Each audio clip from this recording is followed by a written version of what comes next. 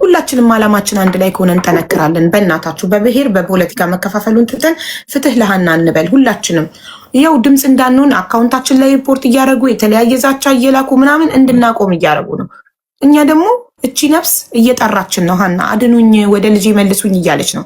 እና እባካችሁ ተስፋ እንዳትቆርጡ፣ እንዳትደክሙ እስከ መጨረሻው ነው የሚላችሁ። አመሰግናለሁ። ኦኬ፣ ንግግርን ሲጀምር ያው እንግዲህ ከብዙ ጭቅጭቅ በኋላ ወደ አጀንዳው ተመልሰናል። የንግግር የመጀመሪያ ሃና በህይወት አለች ነው እኔ የምለው። በአጽንኦት የምናገረው ለሚከታተለው ህዝብ ሃና ያልተለቀቀችበት ምክንያት አንድና አንድ የደላላዎቹና እዛ ያሉ ሽፍቶች አለመስማማት ልጅቱን ለዚህ ሰለባ አድርጓታል።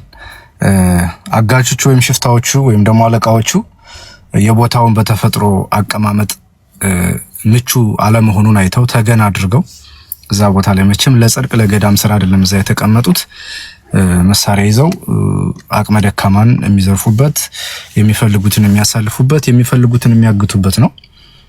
እስካሁን ድረስ ካየናቸው እስካሁን እንግዲህ 15 ቀን አጀንዳው ተከፍቶ ሲወራ ያየነው ነገር አንድም ሰው ልጅቱ በህይወት የለችም የሚል አሳማኝ መረጃ ይዞ አልመጣም።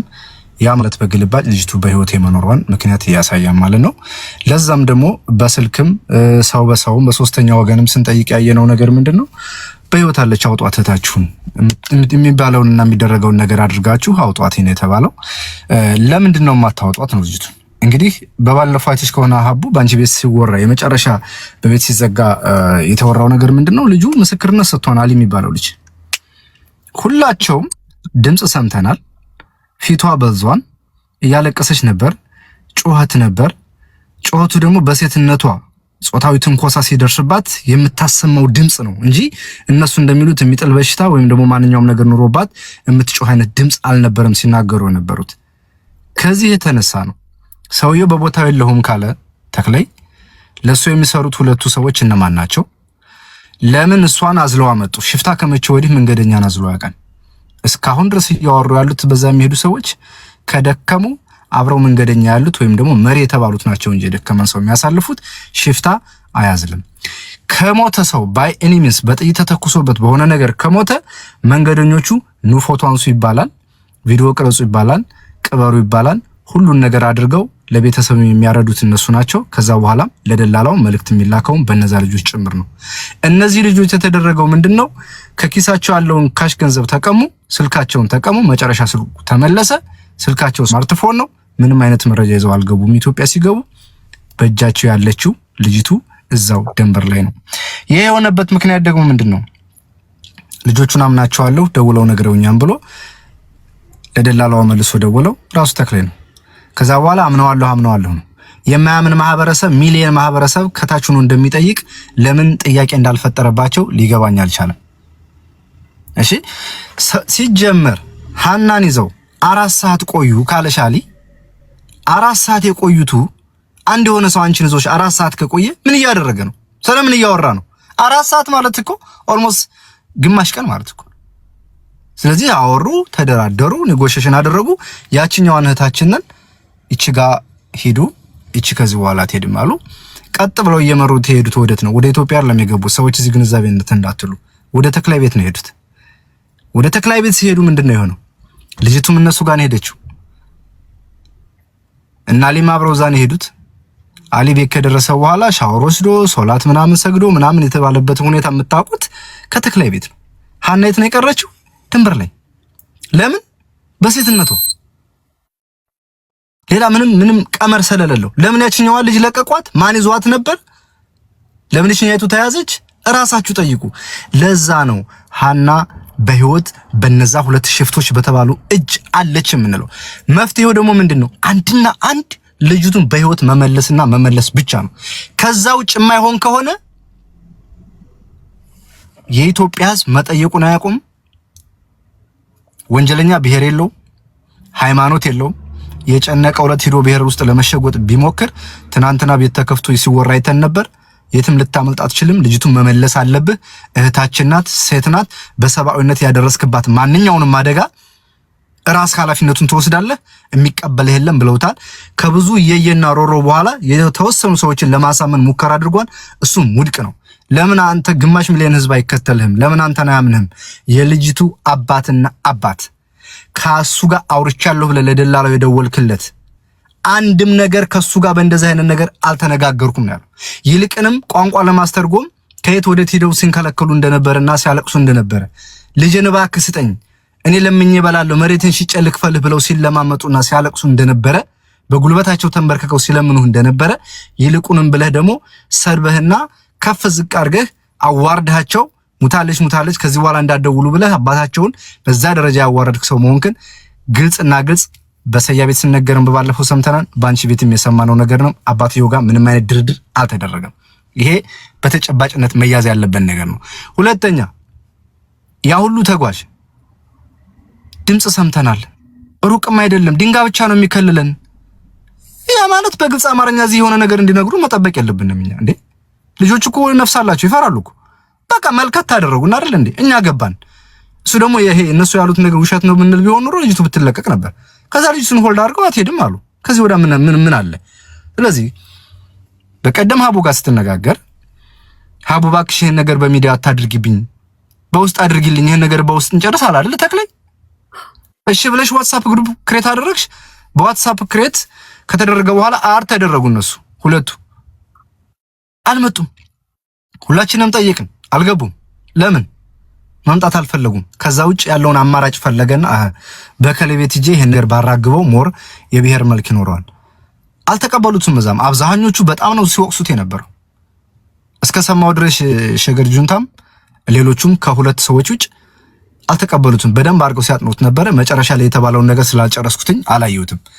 አሁን አንድና አንድ በግሩፕ ለማውራት ያልፈለከው ነገር ለምንድን ነው?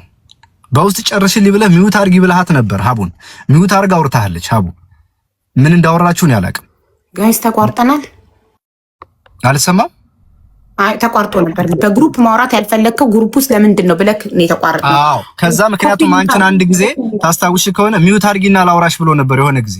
አዎ ያኔ ነው እኮ እውነት ችግሩን መፍታት የምትፈልጉ ከሆነ ለምንድን ነው በውስጥ ማናወራው ያለኝ። ያው ሪከርድ አድርጌዋለሁ። እኔ ማስረጃ ማቅረብ ይችላል። እኔ ምንም ነገር ያለ ማስረጃ ካፌ ምንም ነገር አይደለም። ሪከርድ አድርጌ አስቀምጫለሁ። ግሩፑ ላይ ልኳለሁ። በውስጥ መነጋገር አለኝ። ተስማማው። በውስጥ በመነጋገር ጊዜ ለመግዛት ነው። ምን ፈልጎ ነው በውስጥ እናውራ ብሎ መጨረሻ ላይ ሚዲያ ላይ የቀረው? የዛኔ ቲክታክ አካውንት አልነበረውም። በቃ ጆይን ብሎ ገስት ላይ ገብቶ በትልቁ ሆኖ ነበር ሲያወራ የነበረው። እኛ ጋር ግን ያ ሁሉ 50 ሺህ ህዝብ ሆኖ እዚህ እየጠበቀው በስልክ አንዴ ካርድ አለቀ ይላል፣ አንዴ የዛን ሁሉ ሰው ጭንቅላት ነርቭ እየነካ ነበር ሲያወራ የነበረው። በእጁ ያለውን ሰው አለማወቁ ይመስለኛል። እዛ ውስጥ ያሉ የብዙሃን ነፍሶች እዛ ላይ ስለወደቁ ማንም ባለ ያለው ሰው ስለሌለ ይሄም ተዳፍኖ የሚቀር መስሎት ይሆናል። እውነት ለመናገር ያና ጉዳይ ተዳፍኖ የሚቀር ቢሆን ኑሮ እስከዚህ ደረጃ አይደርስም ነበር። ምናልባት በእንደዛ አይነት ጉዳይ ከፍተን ላናወራ እንችላለን ከዚህ በኋላ። ሁሉም ሰው ግን ጧት ማታ ያህናም ፎቶ በመፖሰት ፍትህ እስከምታገኝ ልጅቱ በህይወት ያለች ነፍስ መቼ እወጣለሁ ብላ የምትጠብቀው ታችን እስከምትለቀቅ ድረስ ማንም ወደ ኋላ የሚል ሰው እንደሌለ ቁርጡን እንድታቀው እየሰማ ስለሆነ አካውንት ስላለ ቁርጡን እንድታቀው ፈልጋለሁ። ሁለተኛ ምናልባት መረጃ የሚሰጡ ሰዎችን ከነገ ወዲያ በዛ መንገድ ስትመጡ አገኛችኋለሁ ይሄን ያላችሁት ምናምን ብለህ የምታስፈራራው ነገር ደግሞ የሰው ልጅ ህይወት የሚያውቀው እግዚአብሔር ነው። የሚኖረውንም የማይኖረውንም የሚያውቀው እግዚአብሔር ነው። ስለዚህ እዛ ላይ ለምን ቦታ እንደተቀመጥ ካንተ አሁን ግልጽ እያደረክ ነው። የራሱ ሰው አለ። በብሔር ተዋርናችሁ ነው። እዛ መንገድ አላችሁ። የሆነ ብሔር የሚሄድበት በዚህ ነው፣ የሆነ ብሔር የሚሄድበት በዚህ ነው። መንገድ አንዱ ቆርጦ ከሄደ ትያያዛላችሁ፣ ሰው ለሰው ትያያዛላችሁ፣ ገንዘብ ለገንዘብ ትያያዛላችሁ። በጣም ከባድ ነው እየሆነ ያለው ነገር። የሰው ልጅ በሰውነቱ ሊከበር ይገባል። የመጀመሪያው ነገር በሰውነቱ። ሁለተኛ ደግሞ እንደ ጾታ ከተባለ ሴት ልጅ እንክብካቤ ያስፈልጋታል። ያ ሁሉ ጎረምሳ እዚህ ሻወር ወሰድ እዚህ ምግብ ተመገበ እያልክ ከምታዝናናው ሴቷ ልጅ ተቀበለን እንክብካቤ ብታደርግላት እህትህም እናትህም አገርህም ናት። ሀናን የመሰለች ልጅ ፀሐይ ላያት የምታስፈራ አባቷ ቀና ብሎ ላያት የምታሳሳ ልጁን በረሃ ላይ አግታ አስቀርተክ ያ ሁሉ ሰው የሆነ ቀን የሆነ ደህና ጫማ እንኳን ሰው እኮ ሲወድቅበት ስሜቱ ይጎዳና አይደል እንዴ? ሰው የወደቀ ሳይመስላቸው ቪዲዮ እየሰሩ እየጨፈሩ ኢትዮጵያ የገቡ ጎረምሶችን 11 ቀን ቤት ሲቆዩ ድረስ ሀና የታለች አልተባለም። ቪዲዮም አልተሰራም። ለምን? ፐርፐዝሊ ልጅቱ ሆልድ እንድትደረግ እዛ ቦታ ላይ እንድትቆይ ስለተደረገ ነው። ይሄ ሚሊየን ህዝብ ነው እየጠየቀ ያለው። ሚሊየን ህዝብ መቼም ነው የምልህ፣ መቼም ይሄን ከዚህ የሚያውቀው ሁሉ ሀና እስካልወጣች ድረስ መጠየቁን አያውቀውም። አንድና አንድ ምርጫህ ገለን ቀብረናታን ያሉት ሰዎች ውሸታቸው መሆኑ ስለምታውቅ ደውለህ ያችን ልጅ ካደረሳችሁበት አምጡ፣ እማታመጡ ከሆነ ለኢትዮጵያ ህዝብ አሳልፌ እናንተን እሰጣችኋለሁ። ማምለጫ መንገድ የለህም ብለህ ውጥር አድርገህ ስትይዘው ልጅቱን አምጥቶ አይ ዋሽተን ነበር እንደዚህ ሆኖ እንደዚህ ተጣልተን ምናምን ብሎ ልጅቱን አምጥቶ ይሰጣል። አይ እኔ ልጆቹን አምናቸዋለሁ የሚመጣውን እርምጃ እኔ ወስዳለሁኝ ምንም ችግር የለብኝ የምትል ከሆነ ደግሞ በእነሱ በኩል የሚመጣውንም በአንተ በኩል የሚመጣውንም ማንኛውንም ኃላፊነት ለመውሰድ አንተ መዘጋጀት አለብህ። ቢኮዝ የሰው ነፍስ ነው እዛ የታገዘው። ቢኮዝ አንዲት የምታሳሳ ህፃን ልጅ አመት ያልሞላው ህፃን ልጅ ጥላ እመለሳለሁ ብላ የሄደች እናት እኮ ናት እኮ ዋጥ መቋቋም የማትችል የምታሳዝን ምስኪን ልጅ ማለት ነው እንዴ። ማን መጥቶ እንዲጮህ ነው የምንፈልገው እኛ? ንገረኝ እስኪ። ሰላማዊ ሰልፍ እንድንወጣ ነው? የት ነው የምንወጣው? የያዛ ሰው ባይታወቅ ብትጠፋ ነበር አፋልጉኝ የሚባለው። የያዛ ሰው ይታወቃል። 4-5 ጎረምሳ ፊት ለፊት ሀና የታለች ስትለው ለጥ ብለህ ካልሆነ ቀልማለሁ በጥይት እያልክ ያስፈራራው ሰው ቆሞ ያየህ ሰው ነው የመሰከረው። ስለዚህ ለምንድን ነው የተደረገባት ልጅቱ? በሴትነቱ ማምለጫ መንገድ የለም። ቦታው ተራራማ ነው፣ ሸለቆ ነው። በተፈጥሮ ቦታው አቀማመጥ አደጋ አለው። እሱም ቦታ ተገና አድርጋችሁ ነው ስራ እየሰራችሁ ያላችሁት። የደከመ ልታግዙ ያባው ልታበሉ አይደለም እዛ የተቀመጣችሁት። ገናም አይደለም የተቀመጣችሁበት ቦታ። ከቃላታችሁ ከስራችሁ እንደው ሌላው ይቅር ተክላይ ምንድነው ስራ ስትዩ እኮ ምንድነው ያለው? እንደ ማንኛውም ሰው ደንበር ላይ እንዳለ ሰው ስራ የምኖረው አለ አይደለ? ከዛ አሊ የተናገረው ምንድነው? ደላላ ማን ነው? ይመች ምንድነው የሚሰራው? እንደዚህ ሴት ብቻ ወንድ ብቻ አፓርትመንት አለ፣ ሸራ አለ። አሁን ደግሞ ሌላ እየተገነባ ያለ ቤት አለ። ጭራሽ እኮ በጣም እየተደራጀ እኮ በግንብ እኮ ቢልዲንግ እየገነባ እኮ ነው። አሁን ቴምፖራሪ ነው ሸራው። ከቴምፖራሪ ደግሞ ወደ ፐርማነንት ቢልዲንግ ተገንብቶ የሴት ሴክሽን የወንድ ሴክሽን ሊባል በደንብ ሞር ተጠናክሮ ሊሰራ ማለት ነው። እኮ ነው የምልሽ። በቃ የሆነ እኮ የሪፊውጂ ካምፕ እኮ ነው የሚመስለው ሲወራ እኮ። በዛ ላይ ደግሞ የቀረችው ልጅ ደግሞ የምታሳዝን የመጨረሻ እንዴ ያቺኛዋ ልጅ ለቀው ሂጂ ሲሏት ይችኛይቱ እንደተያዘች ብሎ የሚጠይቅ ማህበረሰብ ይመጣም ብሎ ሰው እንደታያስብ ሀቡ እንዴ ሞታለች ስንላቸው እንደ ጅል ዝም ብለው ነው ይቀበላሉ ብለው ስላሰቡ ነው እኮ ነው የምልሽ። ከዓመት በላይ የታገተች ልጅ ከተለቀቀች ለ30 ዓመት እንጮሃለን እንጂ ገላችኋታን ብለን አናምንም። ከገደላችኋት ደግሞ ከዚህ በኋላ ነው የምታጠፏት እንጂ እስካሁን በህይወት አለች ልጅቱ። በአይን በበቱ ያየ ሰው አለ እያለ እየመጣ እየተናገረ ነው። ስራህን አልተናገርክም። ደላላንስ ስራህን ክዳህን ልጆቹ መስክረዋን በማን ደላላ እንደሄዱ እሱ አንዱ ማሳያ ነው። ሁለተኛ ደውለህ ያስረዳህበት ምክንያት በጣም ሰብአዊነት ያልተላበሰ ግደለሽነት እረራ የሌለው በሰው ቁስል ላይ በሰው በወላጅ በቆመ ህዝብ ላይ ቁስል ጨው መነስነስ እሱ ነው እንጂ አሳማኝ ነገር ያልሆነ ነገር ስለሆነ ልጅቱ በህይወት አለች። ልጃችንን መልስልን። አንድና አንድ ይሄ እንደ ኢትዮጵያ ህዝብ ነው። በብሔር አይደለም የጠየቅንህ በምንም አይደለም። አንተ ራስህ ነገሩን ጎትተህ ወዴት ልትወስደው እንደፈለክ ግን የኢትዮጵያ ህዝብ አይተዋል። እኛ ደግሞ እየጠየቅን ያለ ነው ለምን ይሄን አደረክ እያልን አይደለም። አሁንም ቢሆን የትም አታመልጥም። ያ ማህበረሰብ ባንድ የሚኖር ነው። የተፈጠረበትን ቁርሾ ፈቶ ለወደፊት ባንድነት የሚኖር ማህበረሰብ ነው። እሱ እንዲሆን ነው የምንፈልገው። ማንም በሆነ ጉዳይ ውስጥ መግባት የለበትም፣ ሊኖርም አይገባም። ይሄ መታሰብ አለበት። አንድና አንድ በብሔር ልትሸጎጥ አትችልም። እኔ ወንጀል ከሰራሁ ከማህበረሰብ አንድና አንድ ልጅቱ አደጋ ላይ የጣሉ ሰዎች አሉ። ደላላ አንደኛው ደላላ ነው የላካት። መሬት ያለው ሰው እንኳን ሊመራት ወስዶ ነው አስረከባት።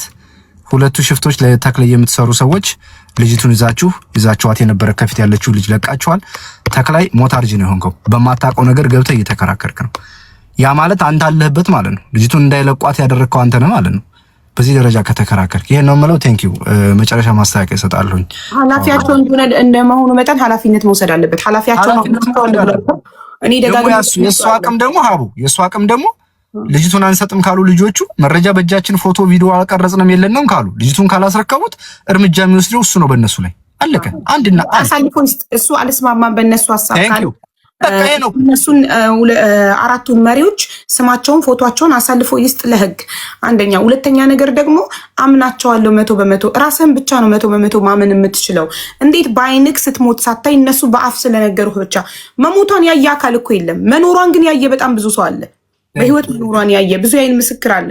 መሞቷን ግን ያየ አንድ አካል ስትሞት አይቻለሁ አስክሬኗን አይቻለሁ የሚል አንድ አካል እኮ የለም። እሱን እኮ ነው የምልሽ። እንደው ከተጓዙ ከ9 ወይም በላቸው ከ7 አንዱ ሳያይ ይቀራል እንደ ልጅቱ ስትሞት።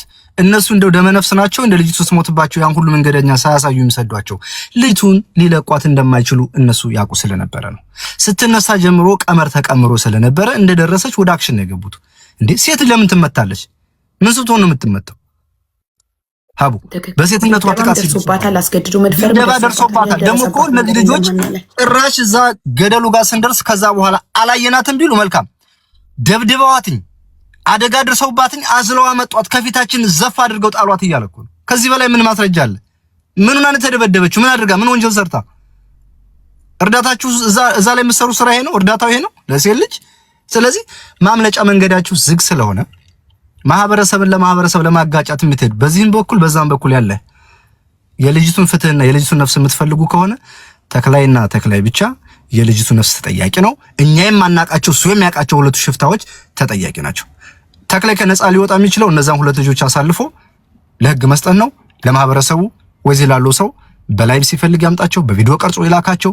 እነዚህ ናቸው ብሎ እስከ አድራሻቸው እስከ ስማቸው እስከ ቦታቸው ያስረዳ ያስረክብ። ከዛ በኋላ እሱ ላይ ያለው ጥያቄ በተወሰነ ደረጃ ይቀልለታል። አሁንም አለቃ ነው እሱ፣ ለነሱ አሰሪ ነው። በዚህ ደረጃ የሰው ልጅ ህይወት እንደዚህ ሲያደርጉ ለምን ዝም ይላቸዋል? ሌላ ጥያቄ ነው። ማምለጫ መንገዱ ዝግ ነው። መሱ አንድና አንድ ነው። ልጅቱ እቻት መልሻለሁ ብሎ መስጠት ብቻ ነው። ለዚህ ደግሞ ድፍን የኢትዮጵያ ህዝብ እንደ ሰው ነው፣ እንደ ብሔር አይደለም፣ እንደ ሰው ሴት የሆነ ሁሉ በተለይ ይህን ጥያቄ እየፖሰተ የሃናን ፕሮፋይል ፍሪ ሃና እያለ ፕሮፋይል እያደረገ ሀቡም ሁላችንም ፕሮፋይል እያደረግን እየፖሰትን ዝም አንልም እያልን ትኩረቱ እልባት እስከሚያገኝ ድረስ እንቀጥላለን። ይሄ ነው መፍትሄው። ቴንክ ዩ። በህግም መሄድ ያለብን ድረስ እንሄዳለን። በሚዲያ ብቻ አይደለም ፍትህ የምንጠይቀው። እሱ ልቦች መናገር ያለበትን ነገር የግድ እዚህ መናገር የለበትም። ማውጣት የሌለብህ ነገር አታውጣው። ምክንያቱም ከታች ስራ እየተቀደመ ስለሆነ እሱን ነገር እንግዲህ ቅልቦች የጀመረበት ነገር አለ። በሱ መንገድ መሄድ አለበት። ቴንክ ዩ